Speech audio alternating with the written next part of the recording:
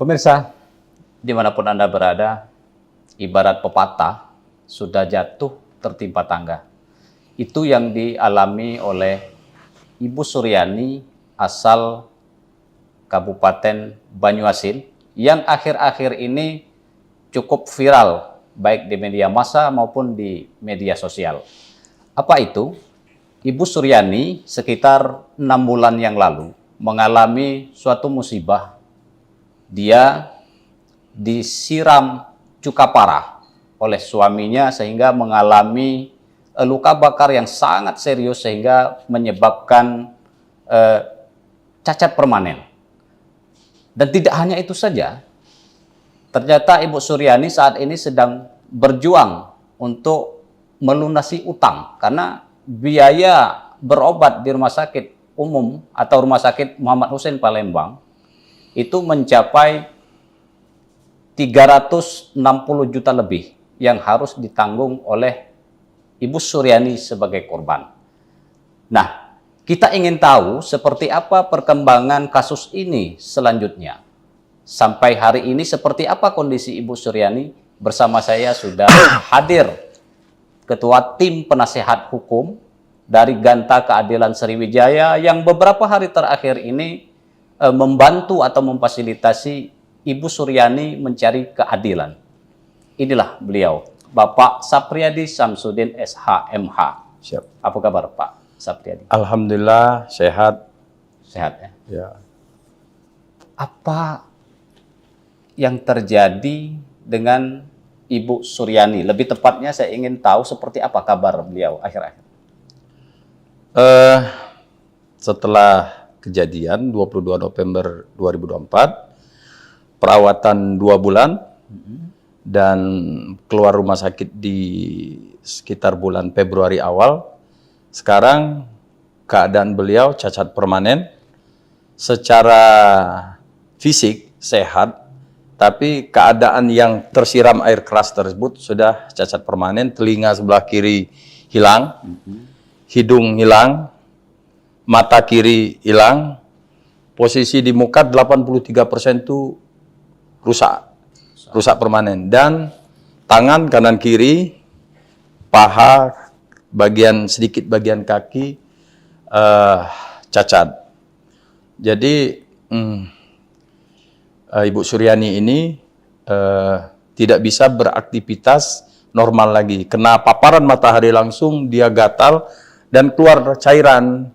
Karena lubang hidung itu kan dibuat, bukan lubang hidung yang asli lagi. Sudah dikasih dokter kayak lubang buatan begitu. Ketika daging mulai saraf-sarafnya menyambungkan daging itu, jadi lubang itu mulai menutup. Jadi lubang itu mulai menutup sehingga kalau paparan matahari langsung dia tidak bisa seperti orang normal. Berarti saat ini ada di rumah Beliau di rumah, di kediaman dia, tapi tidak bisa beraktivitas normal seperti kita yang normal ini untuk mencari nafkah, untuk bekerja. Itu dipastikan tidak mungkin bisa bekerja lagi karena sudah cacat.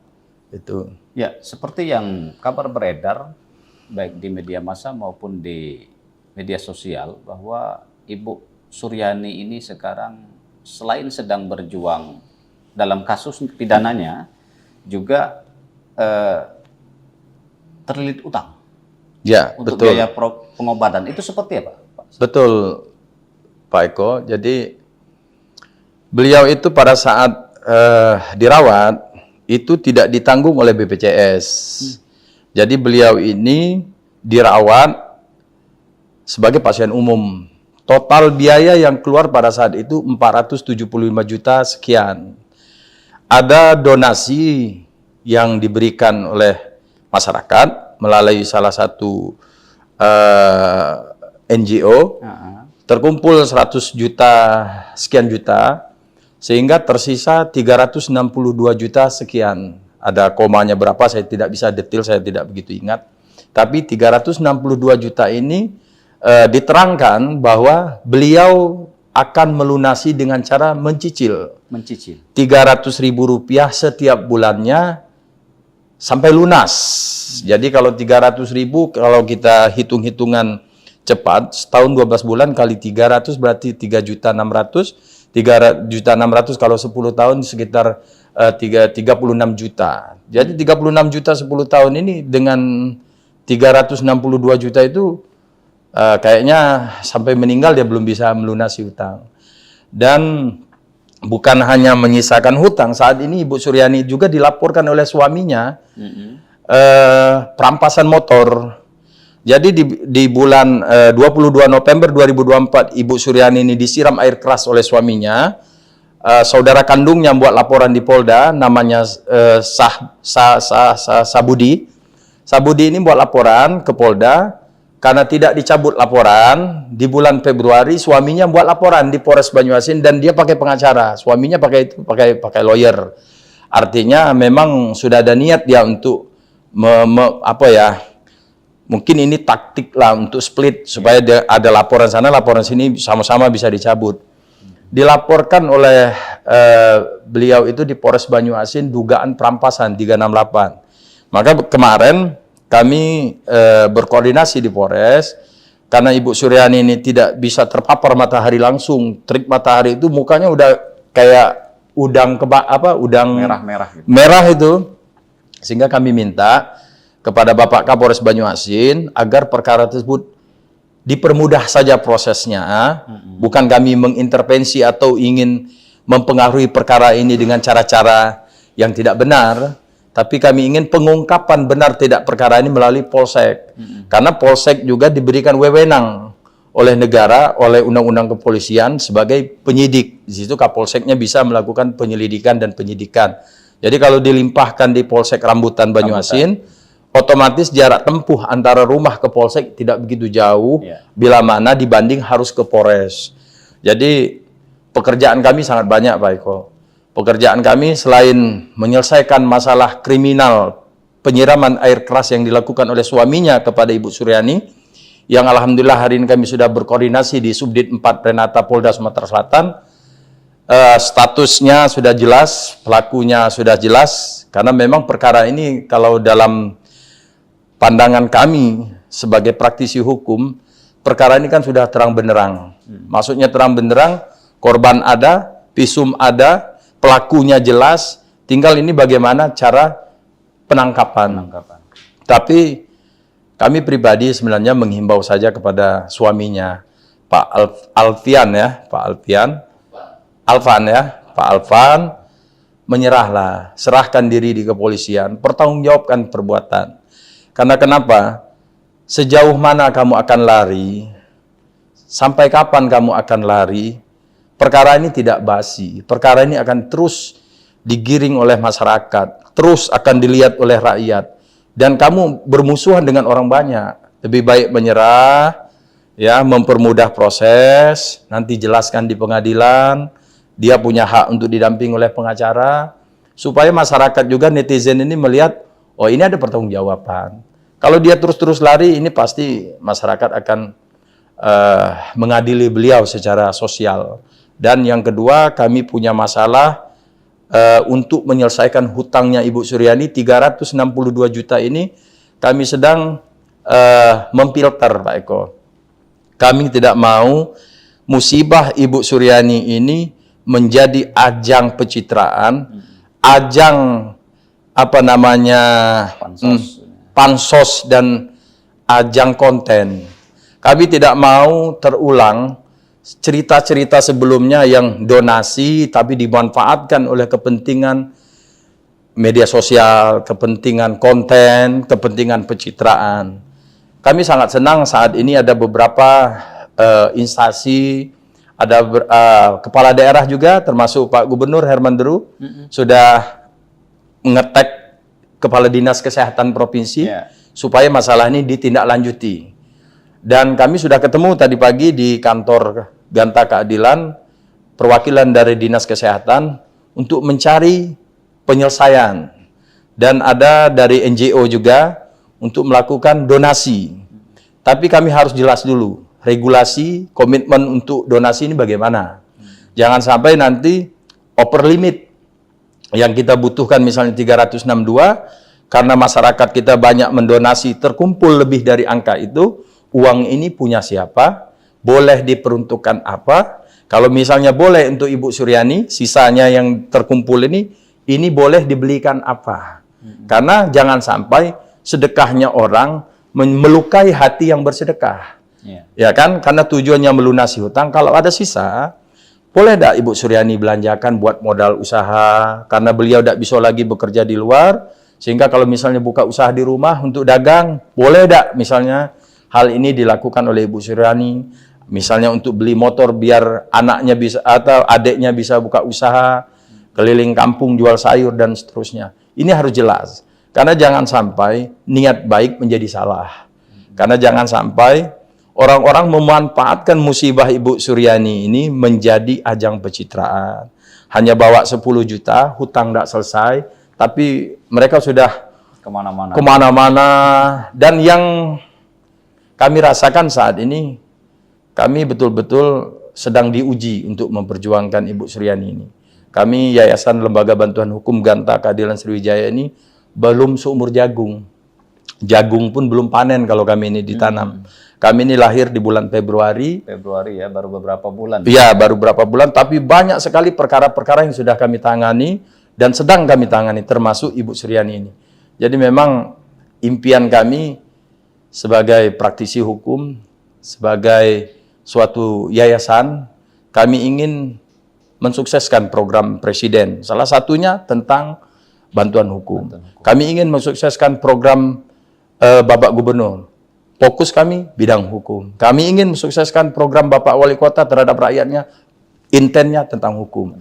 Jadi kami betul-betul ingin menjadi bagian dari negara ini sebagai putra bangsa, ikut memberikan dedikasi dan kontribusi kepada masyarakat ini.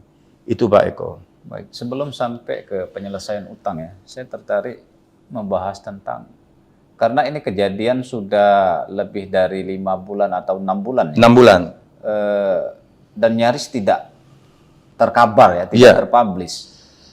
Bagaimana ceritanya bisa sampai ke Ganta Keadilan Sriwijaya?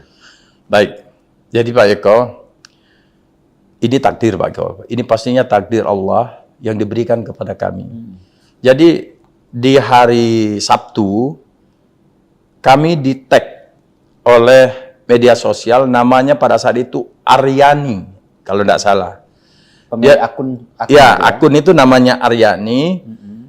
Videonya isi orang yang saya kenal saat ini, namanya Ibu Suryani. Pada saat itu dia ngomong, siapa lagi yuk yang bisa nolong kita nih. Tapi di situ ditulis Ganta Keadilan Sriwijaya. Sehingga kami chat, kalau memang perlu bantuan ke kantor. Kami tidak mau ini menjadi hoax, misalnya gitu kan. Ternyata datang ke kantor dan langsung kami lihat, kami kaji secara hukum, kami lihat secara kemanusiaan ini memang harus ditolong. Dan kami berikan syarat untuk melampirkan surat keterangan tidak mampu. Dan Kades Desa Menten itu memberikan keterangan bahwa memang dia layak untuk diberikan bantuan gratis. Dan kami berikan bantuan itu cuma-cuma, kalau bahasa Palembang bukan bangkilan Pak Eko ya. Justru kami di posisi ini menjadi bagian orang yang berkorban juga untuk Ibu Suryani ini, misalnya pergi koordinasi semua. Operasional itu kami tanggung dari lembaga kami. Jadi awalnya dari media sosial kami di-tag. Dan media sosial kami juga hari ini banyak sekali dapat apa namanya? DM ya. DM Pak, kami ada kasus ini Pak, tapi lambat jalan. Pak bisa tidak bantu nagih ini dan terusnya. Ya kami welcome Pak Eko. Siapapun, kami tidak memandang suku, agama, golongan, ras. Siapapun kalian, kalau memang perlu bantuan asal jujur dan memenuhi syarat kriteria yayasan ini untuk dibantu secara cuma-cuma, kami pasti bantu. Dengan mempertimbangkan semuanya secara komprehensif. Tidak hanya tentang perkaranya. Kalau misalnya kasus di Linggau Pak Eko. Kami ini manusia Pak Eko. Kalau kami terbatas biaya, bagaimana kami memecahkan masalah ini? Nah inilah, makanya kami Alhamdulillah sudah beraudiensi di Polda itu Pak Eko. beraudensi di Polda, ketemu dengan Bapak Kabidkum, kami ingin mensosialisasikan, memperkenalkan Ganta Keadilan ini, bahwa lembaga ini bukan suatu lembaga yang lazim. Selama ini kan posbakum, pengacara penunjukan dari kepolisian. Kami benar-benar ingin masuk di wilayah ini secara luas. Edukasi, misalnya sosialisasi hukum. Karena hukum ini benar-benar tidak bisa diselesaikan oleh satu lembaga saja. Semua lapisan masyarakat harus bahu-membahu, ikut mengedukasi. Bagaimana hukum ini menjadi tertib. Karena saya pernah tinggal di Jepang, Pak Eko. Indikator negara yang sejahtera itu, indikator negara yang sudah makmur itu ketika hukumnya sudah berjalan dengan baik. Ketertiban masyarakat dalam taat hukum ini menjadi salah satu indikator. Lihat saja negara-negara yang maju, Singapura, itu kesadaran hukumnya tinggi. Jepang, kesadaran hukumnya tinggi. Nah, bagaimana kita memberikan edukasi hukum ini? Makanya Ganta Keadilan ini tidak hanya terfokus tentang sidang di pengadilan. Dan saya selaku founder, selaku pendiri, selaku pembina dalam yayasan ini, memberikan batasan kepada teman-teman, rekan-rekan, kita itu bantu yang mereka kategori dikriminalisasi, mereka yang tidak punya biaya. Tapi kalau penyakit, misalnya narkoboy, sudah miskin, pengguna narkoboy, banyak tingkah, terus ketangkap polisi mau minta bantuan Ganta Keadilan, nah kami tolak ini. Kamu itu tidak masuk kriteria. Tidak, ini penyakit ini. Ini memang kamu harusnya dikarantina dulu ini. Tapi kalau misalnya dia dijebak, dia dikriminalisasi, karena kan badan ini dua, kiri kanan. Di semua lembaga itu ada baik buruk, ada juga oknum-oknum. Semua ini kadang-kadang pimpinan itu pengen dikritik. Kadang-kadang pimpinan itu pengen tahu yang terjadi di bawah, maka Ganta Keadilan itu pengen sekali ketemu misalnya dengan Pak Kapolda nih. Pak Kapolda, kami surati ini, supaya dia tahu kejadian di bawah. Jadi kami berharap juga Ganta ini ke depan diterima oleh pemerintah, diterima oleh masyarakat, dan kami memberikan kontribusi di bidang hukum ini, Pak Eko. Baik, siap-siap rame nih nanti. Siap. Banyak yang akan menghubungi Ganta Keadilan Sriwijaya, minta Siap. bantuan hukum. Iya, Pak. Baik, saya coba kembali lagi ke soal upaya penyelesaian utang ini, Pak Safrian. Bagaimana, apa yang tergambar ke depan? Ini kan utang tidak sedikit kan? Tadi seperti dibilang bisa meninggal bawa utang ini. Ya, besok kami kirim surat ke Kementerian Kesehatan melalui Rumah Sakit Umum Pusat Muhammad Hussein untuk memberikan keringanan terhadap sisa ini, karena tidak ada masalah tanpa penyelesaian masalah. Ya. Dan kami akan tembuskan ke gubernur, ke dinas kesehatan, ke bupati juga kami akan tembuskan, supaya ini sama-sama kita selesaikan. Karena kan kalau rumah sakit pemerintah itu diaudit, jangan sampai ini jadi temuan. Ketika kok ada invoice-nya tapi uangnya nggak ada, berarti kan kita harus selesaikan. Dan harapan kami dengan surat itu, pemerintah yang di depan, kami di belakang, kami mengingatkan. Tapi resiko terburuknya, kalau memang ini tidak ada yang peduli, ya kami dari Yayasan Lembaga Bantuan Hukum ini masih ada aset. Kalau memang harus dipertanggungjawabkan itu dengan menjual aset, mungkin ya apa boleh buat, Pak, kami jual. Artinya kami tidak mau penderitaan ini hanya jadi ajang pencitraan. Makanya kami berharap netizen jangan hanya komen, bantulah Ibu Suryani ini. Kami ini bukan sedang membuat konten, kami ini bukan sedang pencitraan.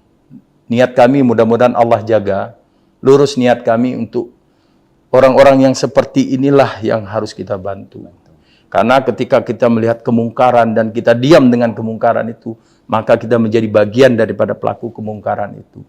Minimal kalau kita tidak mampu menolong dia dengan tangan kita, dengan doa. Oleh karena itu, Kami juga pengen netizen jangan menghujat lembaga manapun, tapi ayo sama-sama kita cari solusi. Karena viralnya video itu bukan bertujuan untuk mendiskreditkan atau mengejas suatu lembaga di negeri kita ini. Buruk atau baiknya pemerintahan kita ini tetap warga negara Indonesia. Buat apa kita menghujat, misalnya ada bahasa partai coklat, ada bahasa polisi tidur. Polisi itu baik, polisi itu benar, polisi itu bertugas, tapi mereka ada batasan. Maka kita ingatkan sama-sama, bukan dihujat. Kami tidak senang kalau di akun Ganta itu dijadikan ajang untuk menghujat kepolisian, menghujat suatu lembaga tertentu. Kami tidak senang, kami tidak mau. Karena itu bukan solusi. Jadi netizen juga harus menjaga moral, menjaga etika, bukan menghujat, tapi bagaimana supaya Bapak Kapolri tahu, mungkin anggaran di bawah kurang, misal, atau mungkin operasional untuk penyidik ini kurang, supaya menjadi perhatian. Ketika hal-hal inilah menjadi solusi, bukan menghujat untuk mengadili, terus mendiskreditkan. Terus kalau di luar negeri melihat Indonesia hukumnya jelek, kan kita yang malu. Bukan orang luar negeri yang malu. Kita sebagai warga negara ini yang malu. Itu Pak Eko. Saya juga melihat di akun medsos Pak Sapriyadi itu ada gubernur itu mention dinas kesehatan Sumsel ya. Iya. Seperti apa tindak lanjutnya sampai hari ini? Perwakilan tadi Pak Irfan apa namanya tadi datang, tapi belum memberikan solusi konkret. Hanya ada beberapa skema. Karena mereka sudah cek ke Rumah Sakit Umum Muhammad Hussein bahwa memang ada data hutang dan hutang ini harus dibayar. Makanya kami besok masukkan surat permohonan dulu untuk keringanan. Sudah itu bagaimana menggalang dana. Kalau misalnya dari pemerintah nanti bisa menyelesaikan, ya alhamdulillah. Tapi kalau memang tidak ada solusi dari pemerintah, ya pertama saya merasa miris ya. Karena Undang-Undang Dasar, konstitusi kita mengatur tentang kesehatan, tentang pendidikan. Negara itu bertanggung jawab. Sumatera Selatan ini Pak Eko, mohon maaf saya ngelebar dikit. Sumatera Selatan ini sumber daya alam mana yang tidak ada?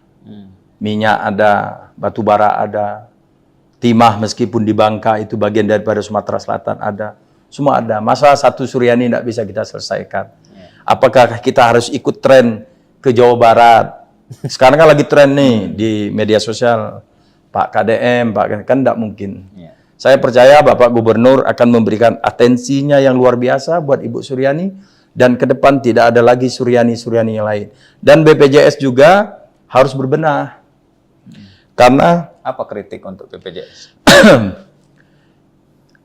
Jadi analoginya gini Pak, kalau misalnya orang dibegal, pelakunya tidak ketangkap, yang dibegal tangannya putus, motor kendaraan sudah hilang, tangan sudah cacat, berobat biaya sendiri, kan kriminal.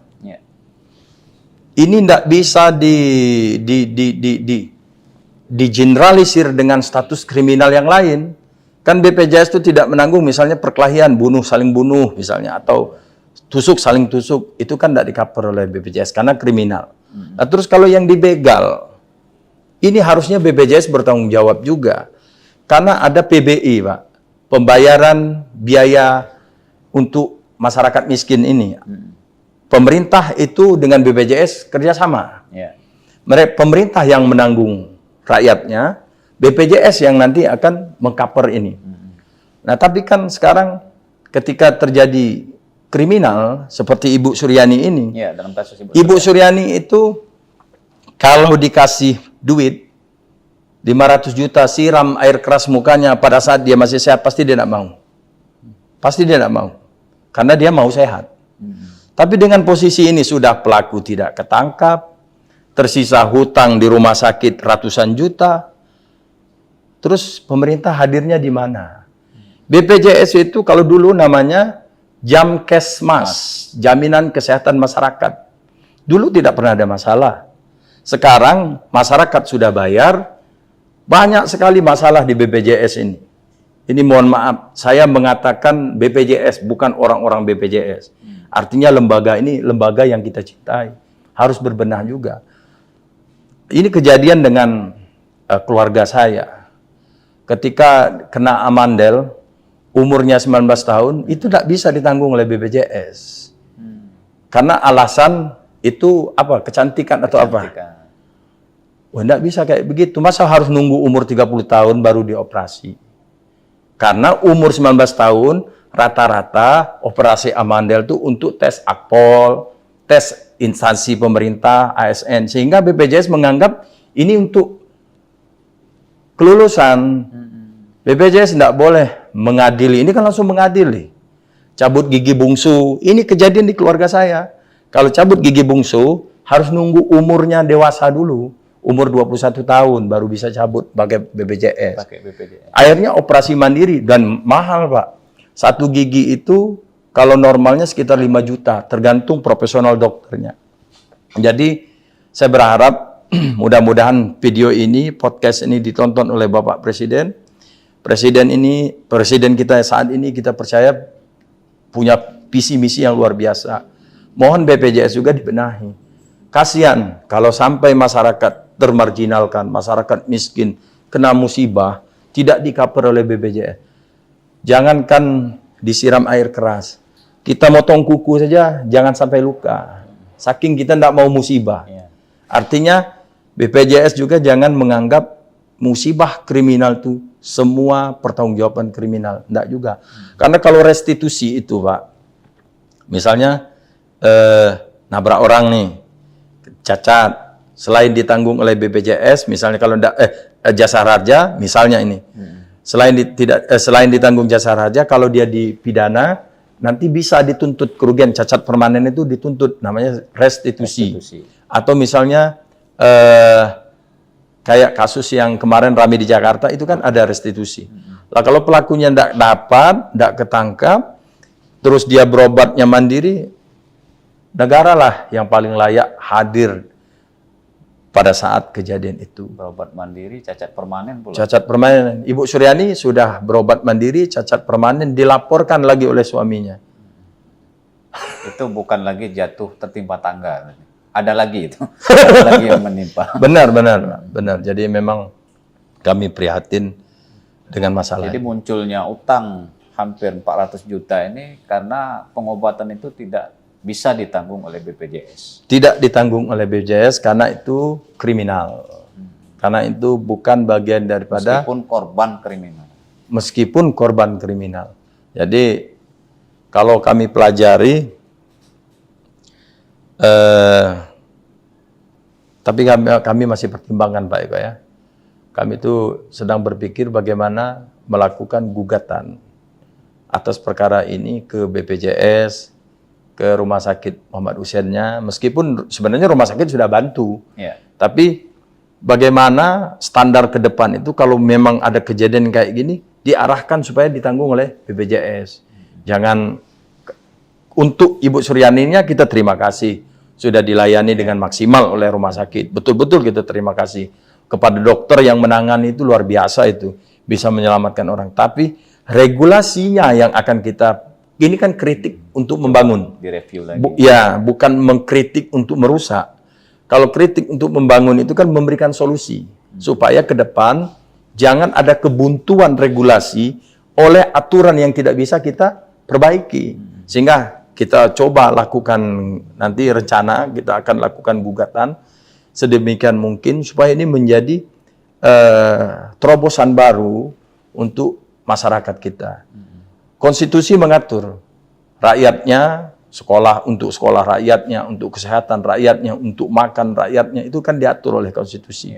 Makanya kami sebagai praktisi dari Yayasan Lembaga Bantuan Hukum ini betul-betul ingin ikut di bagian pemerintah, bukan pencitraan, bukan untuk bikin tadi itu kayak konten-konten gitu, bukan. Kami benar-benar ingin menjadi bagian itu. Berarti ini upaya terakhir kalau memang tidak ada solusi atau support dari pemerintah, berarti ada rencana mau buka semacam donasi ya? Seperti itu. Bagaimana kalau misalkan ada yang lain nih? Mungkin ya seperti yang kita sering lihat nih di masyarakat kita, ada juga yang ikut-ikutan buka donasi segala macam. Kalau misalnya ada NGO atau dari lembaga swasta ingin ikut menjadi bagian donasi, kami membuka ruang itu, tapi dengan catatan yang jelas. Maksudnya, kalau memang ingin membantu yang seperti apa, donasi yang seperti apa, kami tidak mau ada lembaga ataupun NGO melakukan kegiatan donasi atas nama Ibu Suryani, tapi tidak sesuai dengan tujuan. Jadi kami sudah ada pertemuan tadi pagi dengan salah satu NGO. Kami akan bersepakat dan siapapun nanti yang ingin ikut berdonasi dari lembaga dia harus menyertakan Yayasan Lembaga Bantuan Hukum Ganta Keadilan. Kalau tidak ada Yayasan Lembaga Bantuan Hukum Ganta Keadilan di situ selaku kuasa hukum, maka kami anggap itu liar. Tidak kami pertanggungjawabkan donasi-donasi itu. Sehingga klien kami pun sudah kami sampaikan tidak boleh menyimpang dari tujuan awal. Kami tidak mau musibah ini menjadi ajang pencitraan, ajang konten, ajang daripada klien kami sendiri untuk mengibakan diri. Tidak. Karena fokus klien kami, pelakunya ditangkap, hutangnya bisa lunas, laporan yang dilakukan oleh suaminya di Polres Banyuasin itu bisa selesai. Clear, karena tidak mungkin kita merubah situasi beliau yang sudah cacat permanen, telinga yang sudah hancur, hidung yang sudah hilang, mata kiri yang sudah buta, itu tidak mungkin kita rubah lagi. Tapi kalau misalnya memang ada donasi nanti, ini harus duduk sama-sama, harus jelas regulasinya, harus jelas komitmennya, bagaimana ketika donasi ini terjadi, dan bagaimana ketika setelah donasi ini terjadi. Itu semua harus diatur dan diaktakan, tertuang, tidak boleh kita liar. Itu baik, Om. Baik. Kita berdoa pemirsa, mudah-mudahan apa yang diupayakan oleh Ganta Keadilan Sriwijaya dalam membantu Ibu Suryani ini berhasil ya. Amin. Konon mencari keadilan ini sudah sampai ke Presiden Prabowo. Ya, Betul. kita lihat nanti seperti apa respon pemerintah, apakah support pemerintah cukup untuk agar tidak sampai ke donasi, atau memang nanti ke depan memang harus dilakukan donasi. Baik. Yang mudah-mudahan apapun yang dilakukan, kita berdoa yang terbaik untuk Ganta Keadilan Sriwijaya dan juga Ibu Suryani tentunya. Kasus hukumnya beres, utangnya selesai, kemudian bisa menjalani kehidupan menjadi lebih baik lagi. Amin, amin. Terima kasih pemirsa sudah menyaksikan podcast ini. Mudah-mudahan ada manfaat untuk kita semua. Amin. Assalamualaikum warahmatullahi wabarakatuh. Waalaikumsalam.